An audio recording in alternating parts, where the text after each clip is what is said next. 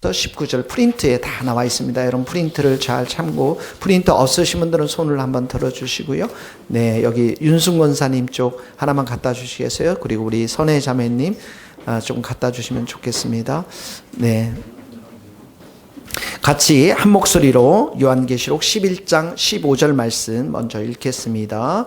일곱째 천사가 나팔을 물매 하늘에 큰 음성들이 나서 이르되 세상 나라가 우리 주와 그의 그리스도의 나라가 되어 그가 세세토록 왕노릇 하시리로다 하니 하나님 앞에서 자기 보좌 앞에 앉아있던 24장로가 엎드려 얼굴을 땅에 대고 하나님께 경배하여 이르되 감사하옵나니 옛적에도 계셨고 지금도 계신 주와 하나님 곧 전능하신 이여 친히 큰 권능을 잡으시고 왕노릇 하시도다. 이방들이 분노함에 주의 진노가 내려 죽은 자를 심판하시며 종 선지자들과 성도들과 또 작은 자든지 큰 자든지 그의 이름을 경외하는 자들에게 상 주시며 또 땅을 망하게 하는 자들을 멸망시킬 때로소이다 하더라. 이에 하늘에 있는 하나님의 성전이 열리니 성전 안에 하나님의 언약궤가 보이며 또 번개와 음성들과 우레와 지진과 큰 우박이 있더라. 아멘. 우리가 요한계시록 11장은 사람들이 이제 재앙을 하나님께서 허락하시고 이 땅 가운데 주님 앞에 돌아오기를 원하지만 재앙만으로 하나님 앞에 돌아오지 않기 때문에 두 증인을 세워서 성령의 불을 받고 성령의 기름 부심을 받은 두 증인들, 교회들을 세워서 주의 복음을 전하도록 그래서 복음이 전파되도록. 그래서 21장에는 이 마지막 시대 때, 종말의 시대 때 복음을 전하는 두 증인을 세우는데 이들이 결국은 복음을 전하다가 순교의 자리까지 나가게 되는 것이죠. 그래서 이들의 헌신, 이들의 수고, 이들의 희생을 통해서, 다시 말해서 증인된 삶을 통해서 15절에 보면 세상의 나라가 우리 주와 그의 그리스도의 나라가 되었다. 세상 나라, 마귀가 통치했던 이 나라가 이제는 그리스도가 통치하는, 예수님이 왕이 되시는, 소위 말해서 이제 세상의 종말이 되고 예수님이 다시 이 땅에 오시면서 왕으로 등극하시는 그런 장면이 오늘 우리가 읽었던 1장 15절 말씀입니다. 이 사단이 정복되고 세상의 나라가 정복된 이 이야기는 6단계에 걸쳐서 성경에 기록되어져 있습니다. 첫 번째는 아담과 이브가 에덴의 동산에서 타락했을 때 하나님께서 약속의 말씀을 주십니다. 여자의 후손이 내 머리를 상하게 할 것이요. 여자의 후손이 누굽니까? 예수님이죠. 머리는 누굽니까? 사단의 머리입니다. 그래서 예수님이 이 땅에 오셔서 여자의 후손으로 오셔서 그 사단의 머리를 상하게 할 것이다. 박살낼 것이다. 그게 바로 십자가에서 이루어진 사건을 말하는데 에덴의 동산에 첫 번째로 약속해 주셨고요. 두 번째는 그 약속의 말씀처럼 예수님이 이 땅에 오셔서 공생의 사역을 시작하신 것입니다. 하나님의 나라를 선포하면서 사역을 시작한 거예요. 그래서 귀신을 쫓아내고 그리고 나서 가난한 자들에게 복음이 전파되고 치유가 일어나고 풍랑과 그리고 파도가 잔잔해지는 그런 놀라운 역사가 일어난 것이죠. 예수님이 이런 말씀을 하십니다. 사람이 강한 자를 결박하지 않고서는 결박한 후에야 그 집을 강탈하리라. 이 강한 자가 누굽니까? 마귀예요. 세상을 지배하고 있는 이 마귀를 예수님께서 결박한 후에 어떻게 해요? 그리고 그 세상 나라에 속해 있던 사람들을 그리스도의 나라로 옮기게 하신 것이죠. 그 사역의 시초가 되는 게 예수님의 공생의 사역의 시작입니다. 그게 두 번째 단계이고요. 세 번째 단계는 이제 십자가에서 모든 것을 이루신 것을 말합니다. 마귀는 십자가 위에서 무장 해제가 된 거예요. 예수님은 십자가로 승리하셨습니다. 그래서 십자가를 통해서 우리에게는 깨끗하게 죄의 용서함을 주셨고 우리가 깨끗하게 되었고, 그래서 오늘도 여러분들이 이 주님의 제단에 와서 기도할 때 주님 보혈로 나를 덮어주소서, 깨끗하게 해주소서, 주님께서 깨끗하게 해주시는 거예요.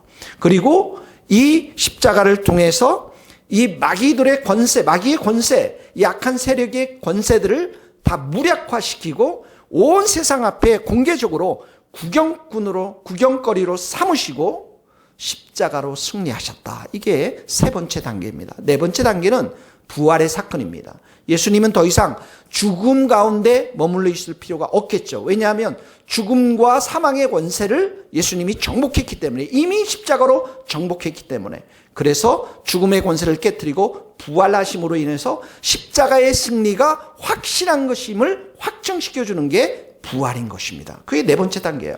그리고 다섯 번째 단계는 무엇이냐면 예수님께서 교회를 세우셨어요. 우리들을 증인들로 불러주셨어요.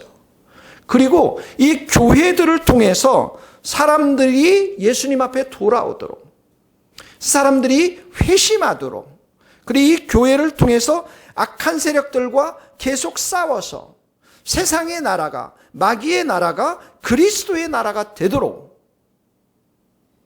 그래서 여러분들에게 정말 질문해야 될 게 뭐냐면, 나를 통해서 몇 사람이나 구원을 받았는가? 이 질문은 굉장히 중요한 질문입니다.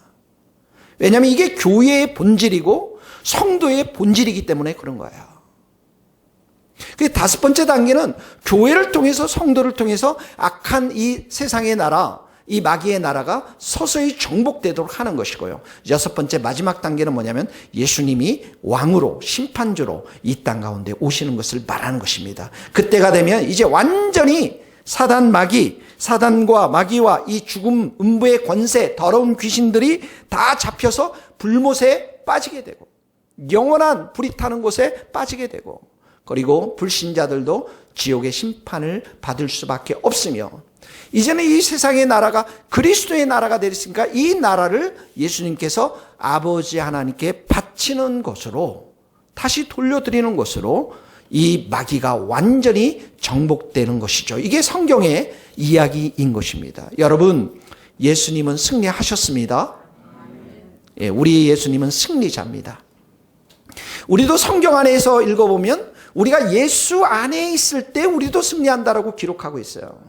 그 말은 예수님과 우리의 관계가 좋아야만 한다라는 거예요. 내가 예수님을 통해서 은혜를 받고 성령으로 충만할 때만 이 땅 가운데 우리가 승리할 수 있고 증인의 삶을 살아갈 수가 있다라는 것입니다. 그래서 이 교회를 세우시고 우리를 성도로 불러주셨는데, 예수님은 우리에게 두 가지를 당부하십니다. 첫 번째 뭐냐면 마귀를 대적하라는 거예요. 오늘 교회에 오실 때 귀신 몇 마리 잡고 왔습니까? 귀신 잡으라는 거예요. 왜? 마귀를 대적하라? 그리하면 저가 너희를 피하리라고 그랬어요. 어떻게 할 때? 예수의 이름으로 선포할 때. 예수의 이름으로 명하노니 더러운 귀신들은 다 떠나갈지어다. 이렇게 하면 떠나간다는 거예요. 더러운 마귀는, 이 교회를 무너뜨리게 하는 더러운 마귀는 예수의 이름으로 명하노니 사멸될지어다. 멸해질지어다. 대적하라는 거예요. 왜 그렇습니까? 우리는 예수님이 계시기 때문에 그래요. 두 번째는 뭐냐면 너희가 나의 증인이 되라는 거예요. 예수님을 전하라는 것입니다.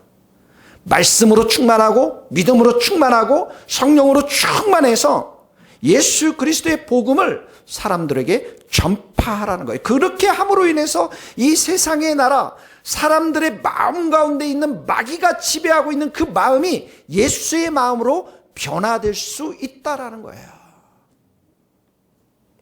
그래서 우리가 읽었던 이 15절의 말씀은 예수님이 승리하셨음을, 최후의 승리를 선포하는 찬양입니다.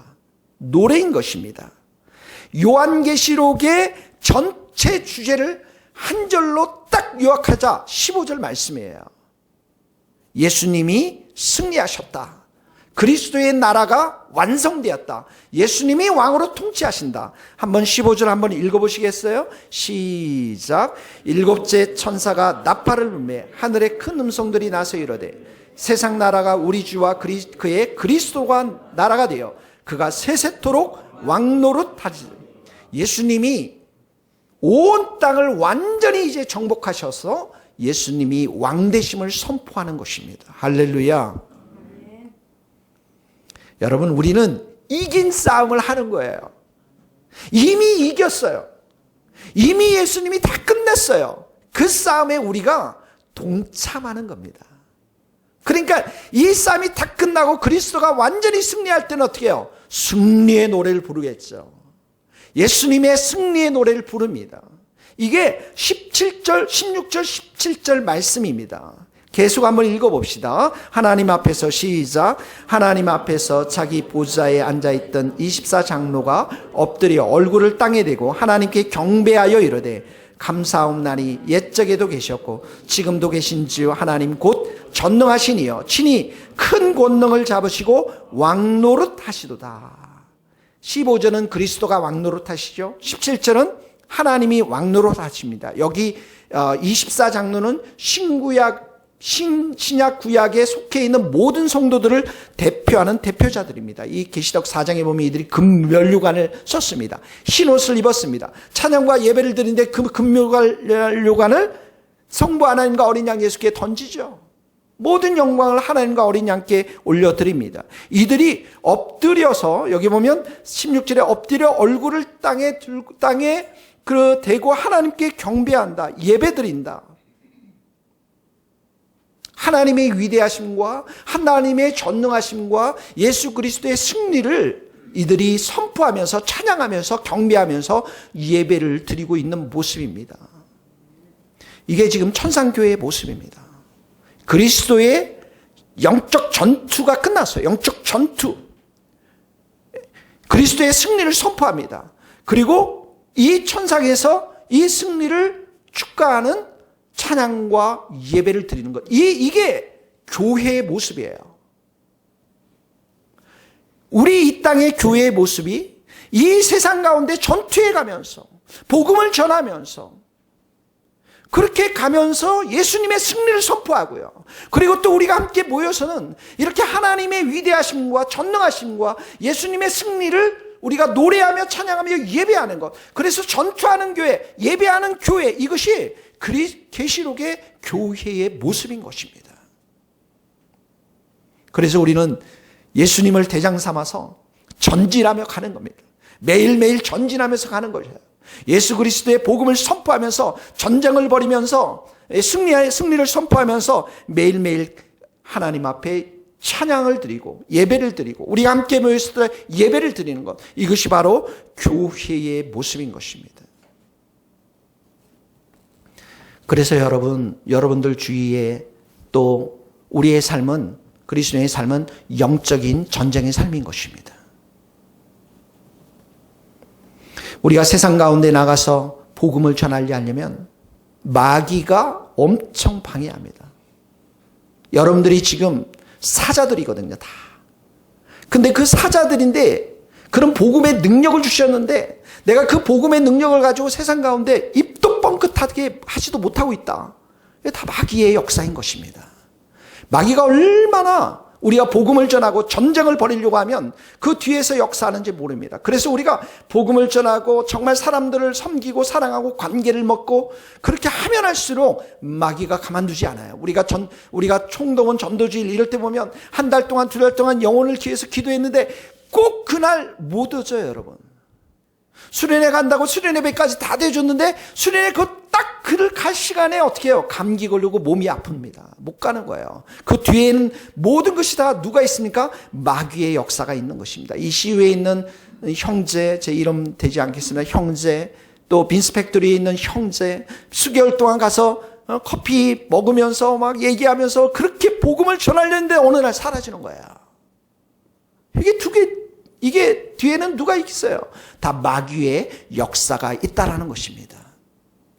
그래서 여러분, 우리가 그렇게 복음을 전하고 진짜 전투를 심하게 하고 이렇게 전쟁에 피 흘리기까지 싸우는 이런 일을 하다가 이 교회에 딱 오면 어떻게 해요? 우리가 전우들이잖아요.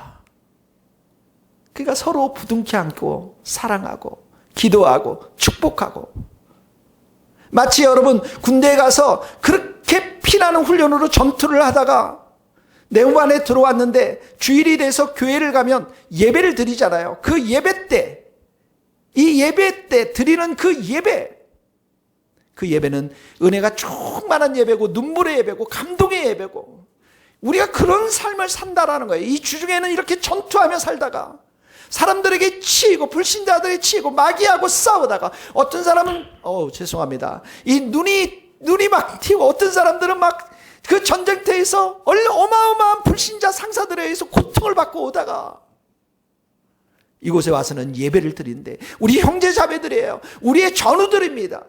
그러니까 어떻게 해요? 우리 안에 사랑이 충만하고 은혜가 충만하고 예배 하나 찬양 하나 한마디 한마디가 그 하나님을 승리를 선포하는 그 하나님의 이름이 나올 때마다 우리의 마음이 뜨거워지고 이것이 바로 교회의 모습이라는 거예요. 전투하는 교회, 복음을 전하는 교회, 그리고 예배하는 교회. 이게 우리들의 모습이라는 것입니다. 예수님이 마지막에 유언장으로 남기신 그 말씀이 있습니다. 그 말씀의 핵심이 뭐냐면 너희들은 나의 증인이다. 이렇게 말씀하십니다. 증인이라는 거예요. 그랬더니 제자들이 그날 항상 늘 성전에 가서 찬양과 예배를 드립니다. 이 패시지는 굉장히 상징하는 바가 커요. 증인이 될 것이다. 제자들이 예배를 드립니다. 찬양을 드립니다. 교회의 모습이에요. 성도의 모습입니다. 한번 읽어봅시다. 누가복음 24장 47절 그린색, 녹색 아래서 6번째 줄입니다. 죄사함을 시작. 죄사함을 받게 하는 회개가 예루살렘에서 시작하여 모든 족속에게 전파될 것이 기록되었으니 너희는 이 모든 일의 증인이라. 그들이 그에게 경배하고 큰 기쁨으로 예루살렘에 돌아가 늘 성전에서 하나님을 찬송하니. 이게 교회의 모습을 지금 보여주고 있는 거예요. 증인이 될 것이다. 이게 뭐예요? 가서 싸우면서 얼마나 어렵습니까? 복음을 전한다는 게 쉬운 게 아니잖아요. 우리의 속마음을 뒤집을 엎을 때가 얼마나 많아요. 불신자들 자녀들에게. 그리고 나서 증인의 삶을 살면서 그 아픔과 그 눈물과 이런 것들 지친 마음을 가지고 와서 또 성전에서 어떻게 해요? 찬양과 경배와 큰 기쁨. 왜? 우리 왕이 있으니까. 우리의 놀라운 주가 계시니까. 그분이 분명히 앞으로 승리할 것이니까. 이 모든 것을 알고 있기 때문에 찬양과 경배를 드리면 어떻게 해요? 하나님께서도 우리에게 위로하시고 힘을 주시고 은혜를 주시고 능력을 주셔서 또 우리가 새 사람이 되어서 또 나가서 증인의 삶을 사는 것이죠. 성경에서 이 모습을 가장 완벽하게 보여주는 장면이 나옵니다. 바울과 실라가 환상을 보면서 마게도니아 성 빌립보 지역을 들어갑니다. 그곳에 들어가서 어떻게 해요? 복음을 전합니다. 루디아라는 여인이 첫 번째 예수님을 믿습니다. 그리고 나서 귀신을 쫓아주는 사건을 통해서 그 동네 관리들한테 채찍을 맞고 어떻게 들어갑니까? 감옥에 들어가죠. 한번 생각해보세요. 여러분들이 복음을 전했어요. 아파트에 가서 막 전해 관리하지 않을 때 엄청 맞아가지고 관리 지하실에 들어가가지고 지금 갇혔다고 생각해요. 뭐 그럴 때는 없지만 한번 그랬다고 생각해보세요. 동네 사람들이 다 모여가지고 여러분들 그냥 머리 위에다 그냥 오물을 찌끄러뜨리면서 그리고 나서 여러분들을 그냥 다 묶어가지고 그 관리실 지하실에다가 그냥 묶어놨다고 생각해보세요. 여러분 그때가 하나님의 놀라운 역사심을 기대할 수 있는 시간입니다. 왠 줄 아세요? 전쟁을 지금 벌이다가 엄청 터졌어요. 내가 완전히 그냥 찌그러졌어요. 너무 아프잖아요. 근데 그걸 누가 아세요? 우리의 왕 되신 예수님이 아십니다. 우리의 왕 되신 하나님이 아세요. 아니 내 자녀들을 이렇게까지 하다니 그런 마음 안 들겠어요? 그러니까 그 자리에서 그냥 하나님께 불평하고 원망하고 그런 게 아니라 그런 자리에서 막 기도하면서 주님 앞에 예배할 때는 하늘문이 활짝 열려버려요. 여러분들이 예수님의 이름으로 핍박받고 박해를 받는 것은 하나님의 역사심을 경험할 수 있는 놀라운 시간인 줄 믿습니다. 거기 한번 읽어봅시다. 우리 아래서 세 번째 줄 한밤중에 시작.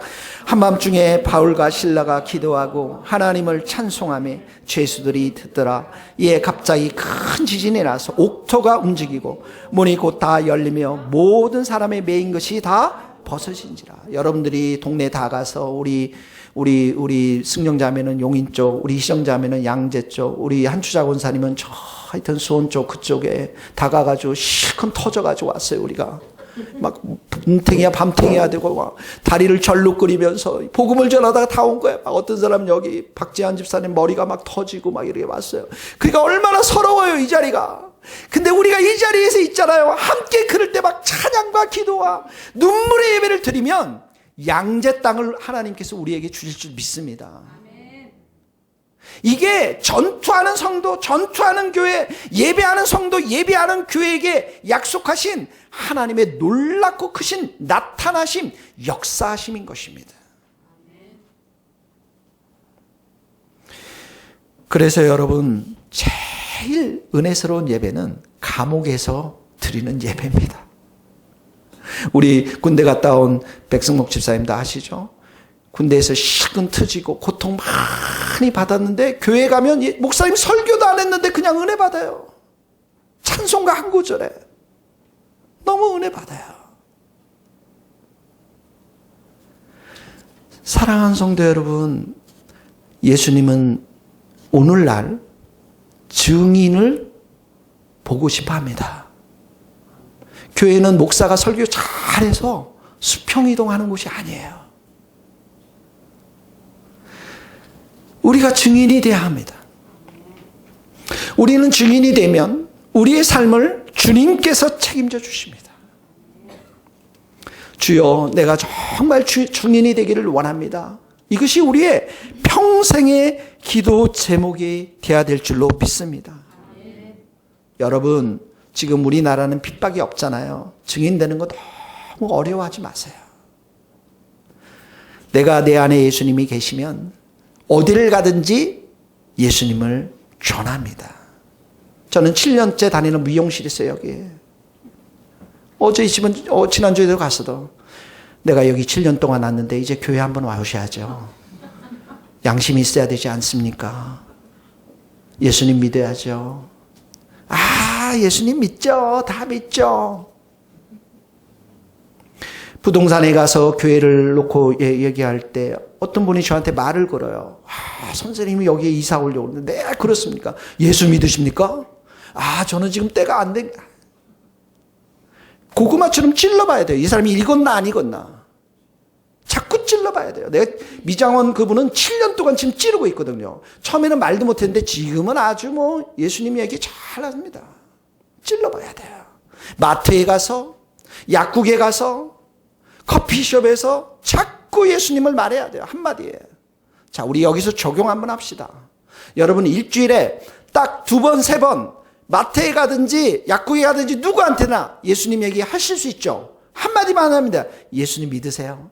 교회 나가세요? 예수님 믿으면 너무 좋아요. 하실 수 있어요? 없으세요? 할렐루야. 그거부터 시작하는 거예요.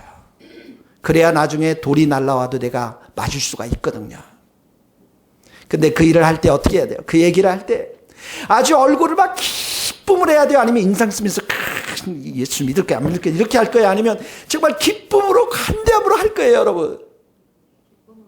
자연스럽게 그 영혼을 정말 사랑하는 마음으로, 불쌍히 여기는 마음으로 아주 자연스럽게. 내가 경직되면 안 되잖아요. 기분 나쁘지 않게, 무례하지 않게, 아주 웃는 인상을 겸손하게, 정말 관대함으로, 그리고 물건이 있으면 물건도 사주고, 도움이 필요하면 도움도 주면서 정말 이 영혼을 축복하는 마음으로. 왜냐하면 이게 우리가 왕이잖아요. 왕자들이잖아요. 지금 이 사람은 뭐예요? 지금 사단의 자식들 아닙니까? 사랑하는 마음으로, 불쌍히 여기는 마음으로, 긍휼히 여기는 마음으로, 그리고 그 얘기를 하면서도 속으로는 기도하니, 성령님, 저 영혼 가운데 뒤에 있는 마귀의 역사 예수의 이름으로 명하느니 묶임을 받고 떠나갈지어다. 속으로는 그냥 그렇게 기도하면서, 겉으로는 그냥 모두가 어성월 권사님 미스코리아 나가실 때 그 미소를 좀 배우시길 바랍니다. 기쁨으로. 여러분, 여러분의 자녀들이 교회에 나오지 않는 자녀들 더 잘해주세요. 음식도 더 잘해주시고 사랑의 말을 많이 주셔야 됩니다. 사랑만이 자녀들의 마음을 녹일 수가 있는 거예요. 할렐루야. 그래서 이렇게 우리가 생활 속에서, 삶 속에서 이렇게 복음을 전하는, 예수님을 전할 뿐만 아니라 우리가 돌아와서는 어떻게 해요? 교회에서는 예배자가 되는 것입니다. 얼굴을 땅에 다 대고 전능하신 하나님, 왕 되신 하나님, 왕이신 예수님, 왕이신 예수님과 하나님의 통치를 선포하면서, 우리의 마음 가운데 선포하면서, 이 교회 가운데 선포하면서, 그리고 이 온 땅 가운데 선포하면서 그분을 기뻐하며 그분을 찬양하며 하나님의 권능을 노래하며, 그리고 이 예배는 우리가 항복함을 고백하는 거예요. 내가 아무것도 할 수 없습니다. 내 자신을 완전히 겸손하게 비우는 것, 이것이 예배인 것입니다. 여러분, 예배는 구경하는 것이 아닙니다. 구경꾼으로 여기 온 게 아니에요. 예배는 내가 죽고 내 안에 예수님으로 사는 것임을 고백하면서, 내가 무익함을 고백하면서, 내 자아가 죽고 내 중심대로 살아왔던, 내 마음대로 살아왔던 나의 교만, 이기심, 음란함, 이 모든 것들을 다 내려놓고 주님이 나의 왕 되심을 선포하면서 오직 하나님께, 예수님께 찬양과 경배를 드리는 것이 예배인 것입니다. 주님께 모든 것을 내려놓는 거예요. 나의 시간, 나의 돈, 나의 일터, 나의 사업, 나의 결혼, 나의 가정, 모든 것 주님께서 다스려 주시옵소서. 그래서 예배는 여러분 철저하게 하나님 중심이어야 됩니다. 하나님의 얼굴을 구해야 돼요. 하나님의 이름만 높임을 받아야 됩니다. 여러분, 교회가 좋은 시설도 있고 또 조명시설, 냉난발시설, 뭐 좋은 주차장, 좋은 환경, 건물, 이런 것도 필요합니다. 그런데 이런 것이 결정적으로 다 중요한 건 아닙니다.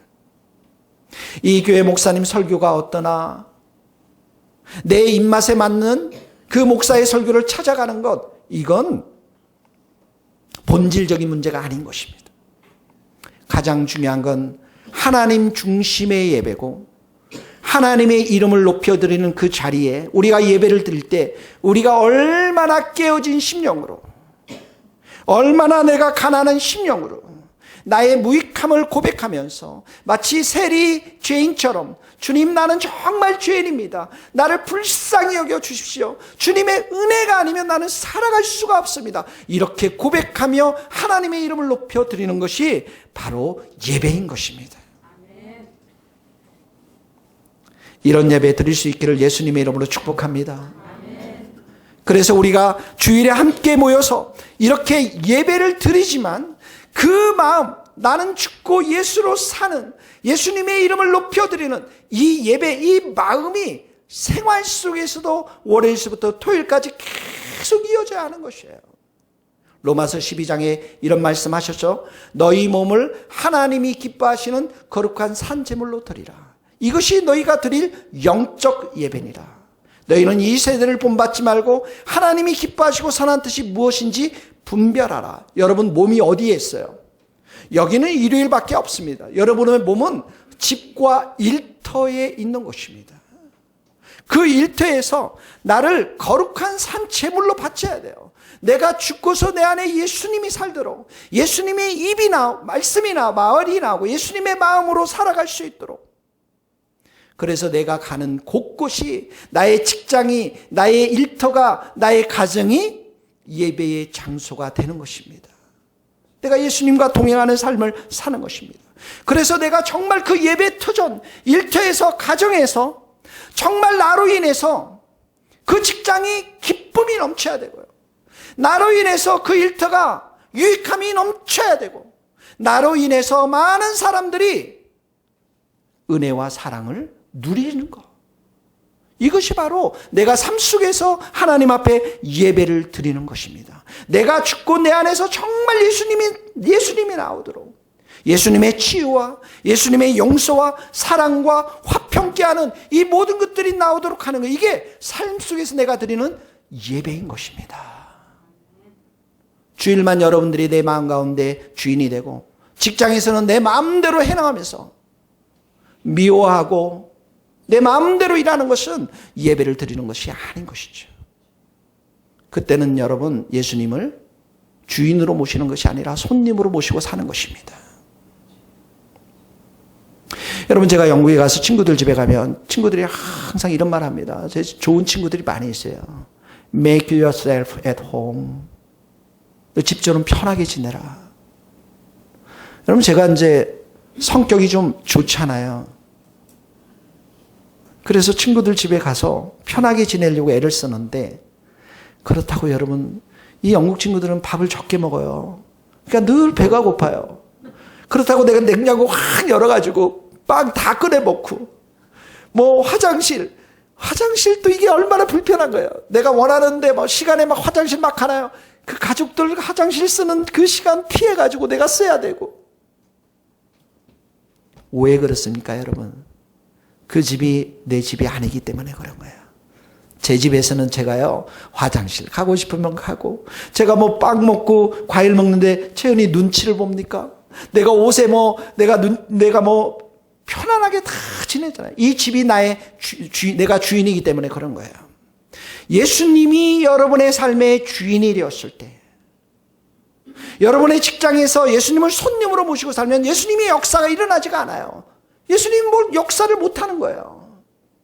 그런데 나는 죽고 정말 내 안에서 예수님이 산다면 내가 가는 곳이 어디든 간에 그것이 교회건 그것이 가정이건 그곳이 직장이든 그곳에서 예수님의 향기가 드러나게 될 줄로 믿습니다. 이것이 예수님이 나에게 주인이 되셨다라는 의미인 것입니다. 그래서 여러분 우리가 주일날 함께 드리는 이 예배뿐만 아니라 삶 속에서 예배를 드려야 되는데 그때 삶 속에서 드리는 예배를 통해서 어떤 일들이 일어납니까? 예수를 믿는 사람들이 나타나기 시작한다는 거야. 그때 우리가 증인의 삶을 살아가는 것입니다. 교회 생활 따로 하고 직장 생활 따로 하고 이런 것이 아닌 거예요. 그때 여러분의 직장이 세상의 나라에서 그리스도의 나라로 바뀌는 것입니다. 여러분의 가정이 세상의 가정에서 그리스도의 가정으로 바뀌게 되는 것입니다. 그래서 여러분들이 진짜 경건의 실력은 여기서 있는 게 아닙니다. 여러분이 24시간 7일 동안 6일 동안 생활하는 가정과 일터에서 진짜 경건의 실력이 나타나는 거예요.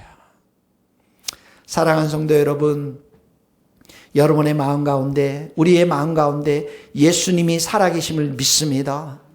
이 예수님을 구주로 주인으로 왕으로 모시면서 여러분이 가는 곳곳에 여러분이 예배의 삶을 살면서 전투하며 증인의 삶을 살아가는 복된 삶을 살 수 있기를 예수님의 이름으로 축복합니다. 이것이 바로 하나님을 경외하는 삶이에요. 이런 자들에게 하나님께서는 상급을 주시겠다고 약속하셨습니다. 18절 한번 읽어봅시다. 18절 같이 읽겠습니다. 이방들이 시작. 이방들이 분노하며 주의 진노가 내려 죽은 자를 심판하시며 종 선지자들과 성도들과 또 작은 자든지 큰 자든지 주의 이름을 경외하는 자들에게 상 주시며 또 땅을 망하게 하는 자들을 멸망시킬 때로소이다 하더라. 주의 이름을 경외하는 자들 하나님이 상을 주시겠다는 거예요. 상을. 자, 두 번째 보면은 이 찬양 가운데 19절에 보면 예배 가운데 하늘의 문이 열려지는 놀라운 사건이 일어납니다. 같이 19절 읽겠습니다. 시작. 이에 하늘에 있는 하나님의 성전이 열리니 성전 안에 하나님의 언약궤가 보이며 또 번개와 음성들과 우레와 지진과 큰 우박이 있더라. 성전이 열려서 하늘의 성전이 열렸는데 언약궤는 이 구약의 성전 안에 지성소에 있었거든요. 지성소는 아무도 못 들어가요. 딱 1년에 한 번 대제사장이 제사를 드릴 때만 들어갑니다. 근데 지금 성전이 열리고 지성소까지 다 열렸다. 이 말은 하나님의 영광을 완전히 보여주셨다라는 것입니다. 그래서 여기 번개, 음성, 우레, 지진, 큰 우박은 하나님의 현현, 하나님의 나타나심을 표현할 때 성경에 이렇게 표현하고 있는 것입니다. 예배를 드릴 때 하늘의 문이 활짝 열렸어요. 사랑하는 성도 여러분, 우리 안에 예배 드릴 때 하늘의 문이 열릴 수 있기를 예수님의 이름으로 축복합니다. 우리가 기도할 때 하늘의 문이 열려야 돼요. 우리가 예배 드릴 때 하늘의 문이 열려야 됩니다. 그래야 우리가 살아갈 수가 있습니다. 여러분, 신앙이라는 건 상식적인 것이기도 하지만 그러나 신비한 영역도 있습니다. 기적의 영역도 있습니다. 매우 우리가 이성적으로 신앙에 대해서 접근할 수 있지만 그 이성을 초월하는 아주 신비한 영적인 세계가 바로 신앙인 것이죠. 이렇게 하늘의 문이 열렸다, 성전이 열렸다, 그리고 하나님의 영광을 보았다, 하나님의 임재가 우리 가운데 임했다. 그렇게 되면 구원의 역사가 일어나고 기적의 역사가 일어나고 삶이 완전히 새롭게 변화됩니다. 중풍병자가 고침을 받고요, 여리고성이 그냥 무너져 버리고 홍해가 갈라지고 용서할 수 없는 그 원수를 용서하게 되어지고 삶이 완전히 새롭게 변화돼서 핍박자에서 선교사로 변화되는 놀라운 역사가 하늘의 문이 열리면서 일어나는 거예요. 여러분, 내가 성경을 읽습니다. 그런데 하나님의 성전의 문이 열립니다. 그러면 그 말씀이 내 마음 가운데 아주 뜨겁게 역사하면서 모세의 이야기가 나의 이야기가 됩니다. 다윗의 이야기가 나의 이야기가 되면서 골리앗을 그냥 무너뜨려 버리는 거예요. 여리고 성이 내 앞에서 그냥 무너집니다. 홍해가 쫙쫙쫙쫙 갈라집니다. 하늘의 문이 열리면 내 안에 그런 하나님의 놀라운 능력의 역사가 나의 삶 가운데 일어나면서 내 인생을 하나님께서 붙잡고 있는 것을 보게 되는 거예요. 여러분, 야곱을 생각해 보세요. 그 장자 사건으로 인해서 도망가지 않습니까? 형을 피해서 아버지를 피해서 도망가는 그 어려운 시간, 광야에서 돌을 베개를 베고서 자는 그런 아무것도 보장되지 않는 그런 시간에 꿈속에서 어떻게 해요? 하늘의 문이 열리잖아요. 그리고 천사들이 왔다가 오르락내리락 하는 것을 보잖아요. 그리고 하나님의 음성이 들리잖아요. 하늘의 성전의 문이 열리면서 하나님의 음성이 들립니다. 내가 너와 함께 있고 내가 어디로 가든지 너를 지키며 너를 떠나지 않을 것이다. 내가 어디를 가든지 너를 만나는 모든 사람 너를 통해서 복을 받게 할 것이다. 내 자손들이 복을 받게 할 것이다. 사랑하는 성도 여러분, 이렇게 하늘의 문이 열리고 음성이 들리면 우리 안에 어떻게 해요? 혼미한 것들이 다 떠납니다. 절망이 떠나갑니다. 그러면서 우리 안에 확신과 믿음이 생겨나는 거예요. 그래서 그 열악한 환경 속으로 캄보디아 땅으로도 가고 아프리카 땅으로도 가고 스코틀랜드 땅으로도 가는 거예요. 왜? 하나님의 음성을 듣고 하늘의 문이 열렸기 때문에 그런 거예요. 하늘의 문이 열릴 수 있기를 예수님의 이름으로 축복합니다. 에스겔이 포로로 잡혀갔잖아요. 포로로 가서 무슨 소망이 있어요, 여러분? 노예인데요. 좌절되고 절망의 시간. 그런데 에스겔서 1장에 보면 하늘이 열리며 하나님의 모습이 내게 나타나더니 이렇게 표현하고 있습니다. 그러면서 하나님께서 말씀하십니다. 너희 백성들 지금 그렇게 포로로 있지만 내가 다시 다 모을 것이다. 그리고 우상이 다 제거되고 너희들 마음 가운데 내가 새 영을 부어줘서 그 돌 같은 완악한 마음, 고집스러운 마음, 하나님을 거부했던 그 마음 가운데 새 영, 성령을 부어주셔서 부드러운 마음으로 다 바꿀 것이다. 그리고 내가 너희들의 하나님이 될 것이다. 하늘 문이 열려서 성령이 우리 가운데 부어주시면 여러분의 완악한 마음, 교만한 마음, 고집스러운 마음, 그런 마음들이 다 제거가 되고 겸손하고 순종하는 그러한 완전히 사람이 새롭게 되는 은혜의 역사가 있게 될 줄로 믿습니다. 여러분, 우리가 고난의 광야를 갈 때가 있습니다. 인생의 고난의 광야를 갈 때 하늘의 음성이 들려야 돼요. 하늘의 문이 열려서 하늘의 음성이 들려야 됩니다. 예수님이 광야의 그 마귀의 유혹을 받기 직전에, 그리고 그가 공생의 사역을 시작하기 전에 세례를 받을 때 어떻게 해요? 하늘 문이 열리잖아요. 성령의 비둘기같이 내리지 않습니까? 우리 인생 가운데 가장 중요한 하나님의 말씀을 들려주십니다. 너는 내 사랑하는 아들이요 내 기뻐하는 자라. 그리고 40일 금식을 마치면서 마귀를 쫓아내면서 공생의 사역이 시작됩니다. 여러분이 직장이 힘들고 어려울 때, 여러분 마음이 괴롭고 어려울 때 세상의 것들을 찾지 마세요. 하늘의 문을 사모하면서, 하나님의 음성을 사모하면서, 그럴 때 하나님을 찾으면 하나님께서 여러분들에게 말씀하십니다. 너는 내 사랑하는 아들이란다. 내가 너를 기뻐한단다. 내가 너의 그런 직장들, 내가 어려운 곳에 내가 너에게 보냈단다. 힘을 내렴, 용기를 내렴, 네가 예수의 사람이 어떠한 사람인지를 보여주렴. 우리에게 하나님의 음성이 들려야 합니다. 여러분, 예수님이 탄생했을 때 그 목자들이 있는 그 언덕 위에 하늘의 문이 열리면서 누가 내려왔습니까? 천사들이 내려왔습니다.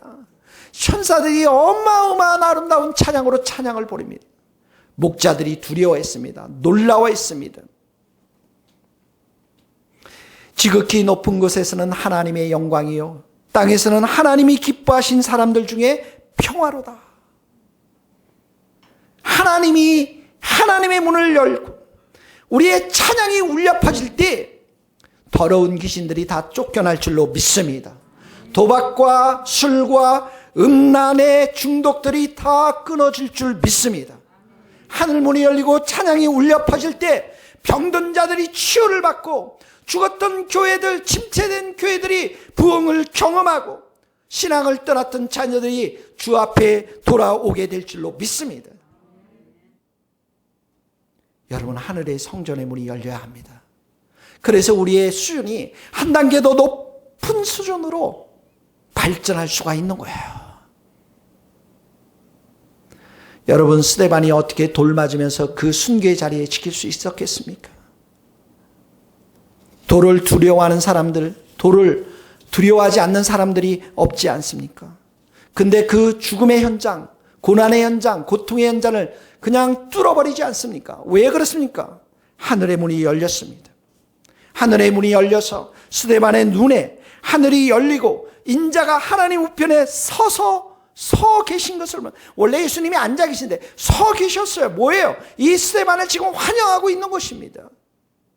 사람들은 세상의 눈에 세상 것들만 보지만 돌과 그 핍박과 무서운 환경을 보지만 이 스데반은 눈이 열려서 지금 하늘에 계신 예수님을 바라보면서 마지막까지 기도합니다. 주 예수여, 내 영혼을 받으소서. 주여, 이 죄를 저들에게 돌리지 마소서.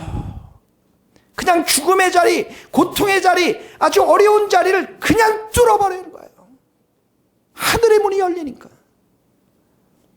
여러분, 우리에게는 얼마나 편견이 많습니까? 선입견이 많습니다. 기도해도 안 된다. 기도 딱 5분만 해라. 절대 기도하면 안 된다. 이런 선입관들. 사람 절대로 변하지 않는다. 신앙생활 그냥 적당히 하는 거야. 이런 고정관념들, 선입견들. 베드로의 선입견이 뭡니까? 유대인이 구원받는다. 이방인들은 개취급 당했잖아요. 근데 그 선입견을 가진 베드로에게 하늘문이 열리면서 환상 가운데 내려오자 하늘에서 보자기가, 더러운 그런 짐승들이 가득한 곳에 하늘의 음성이 들리면서 일어나 잡아먹어라. 그래서 이 베드로의 이 편견이 거기서 그냥 깨지면서 고넬료를 만나서 고넬료의 집에 가서 복음을 전하는데 그 가운데 어떻게 해요? 성령이 임하지 않습니까? 하늘의 문이 열려야 여러분들의 편견들이, 선입견들이 깨지는 거예요. 하늘의 음성이 들려야 그런 선입관들이 깨지는 것입니다. 사랑하는 성도 여러분, 예배가 중요합니다. 말씀의 시간, 기도의 시간, 예배의 시간에 하늘의 문이 열려야 됩니다. 여러분들이 하나님의 음성을 들어야 돼요. 이상인 목사의 인간의 소리로 들어서는 안 되는 것입니다. 하나님의 음성을 듣고 우리가 그 앞에 정말 서야만 우리는 진정으로 하나님을 두려워하며 예배하는 예배자가 될 줄로 믿습니다. 그런 은혜의 역사가 모두에게 있기를 예수님의 이름으로 축복합니다. 찬송을 부르겠습니다. 366장입니다. 성경책이 없으신 분들은 제가 가사를 불러드리겠습니다. 366장입니다. 366장.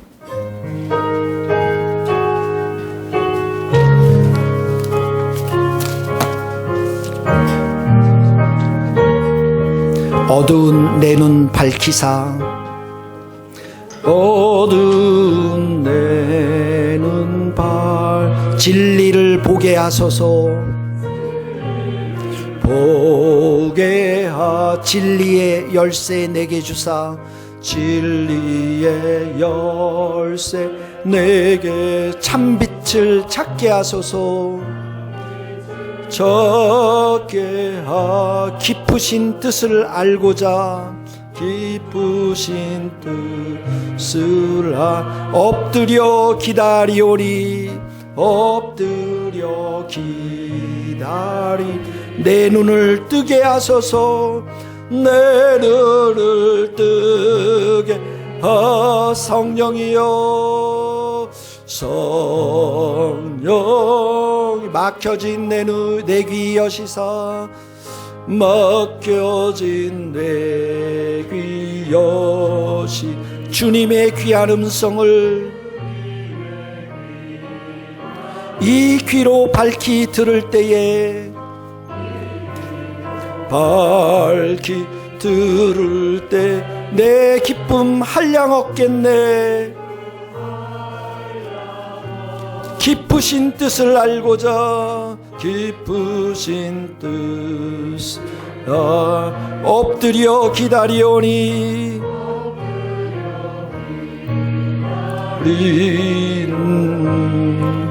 내 귀를 열어 주 성령이여.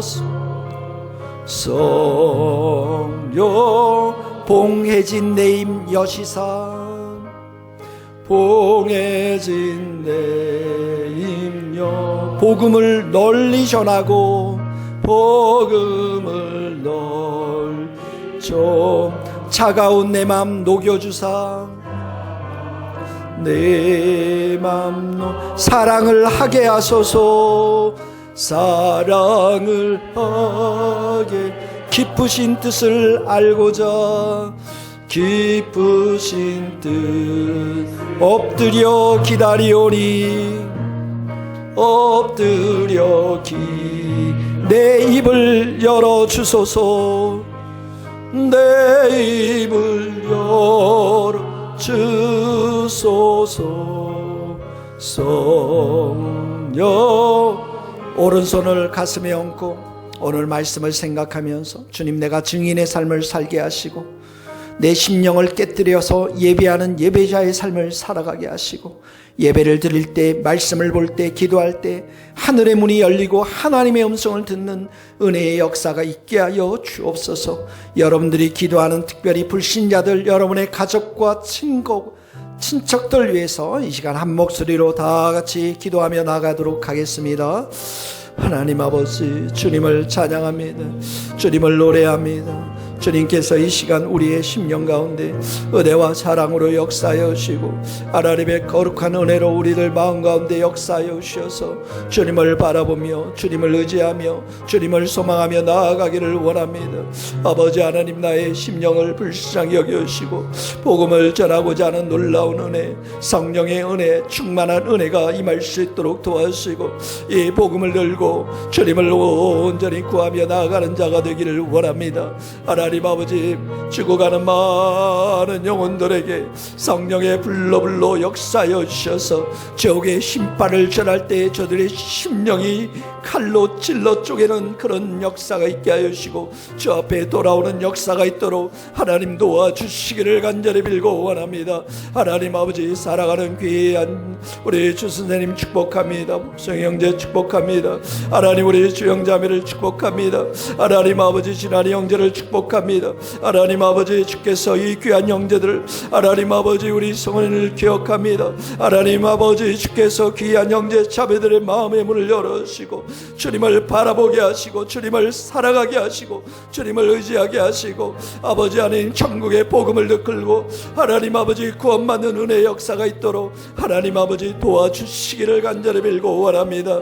아버지 하나님, 우리의 연약함을 용서하시고 우리의 부족함을 용서하시고 하나님의 귀한 사랑이 우리의 마음 가운데 차고 넘쳐나도록 주님께서 기름 부으시고 주님의 성령으로 역사하여 주시기를 하나님 간절히 빌고 소원합니다. 하나님 아버지,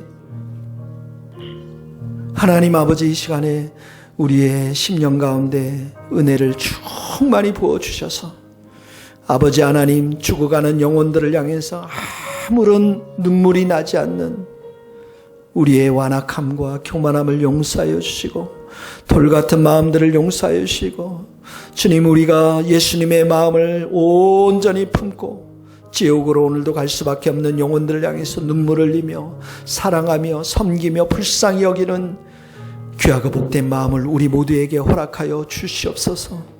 하나님 아버지, 우리 귀한 성도들 마음 가운데 온전히 하나님만을 예배하는 마음을 주시옵소서. 하나님만을 의지하고 하나님 앞에 온전히 우리의 상한 심령으로 나와서, 깨어진 심령으로 나와서 은혜를 구하고 은혜 충만하게 받고 하늘의 문이 열리며 하나님의 음성이 우리의 심령 가운데 들려지며 우리 마음 가운데 들려지며 아버지 하나님, 세상의 것들을 온전히 우리가 다 버리고 오직 그리스도와 십자가만을 붙들고 살아갈 수 있게 하여 주시고 하나님, 그 복음 앞에 우리가 빚진 자로서 복음을 담대하게 전하는 자리까지 나아갈 수 있도록 하나님, 우리 모두에게 은혜를 베풀어 주시옵소서. 성령의 충만한 은혜를 부어 주시옵소서. 우리의 심령을 바꿔 주시옵소서. 우리를 새롭게 하여 주시옵소서. 주님께서 우리 모든 성도들에게 한량없는 성령의 충만한 은혜로 함께하여 주셔서 내가 가는 곳에 예수 그리스도의 향기가 다 퍼져나갈 수 있도록 은총을 베풀어 주시옵소서. 예수님의 이름으로 기도하옵나이다. 아멘. 다 같이 일어나셔서 366장 1절만 부르겠습니다. 봉헌하시겠습니다. 마이크 좀 꺼주실래요? 어두운 다운이 형제 마이크 좀 꺼주. 다운이 형제 카메라 좀 꺼주세요. 진리를 보게 하소서. 진리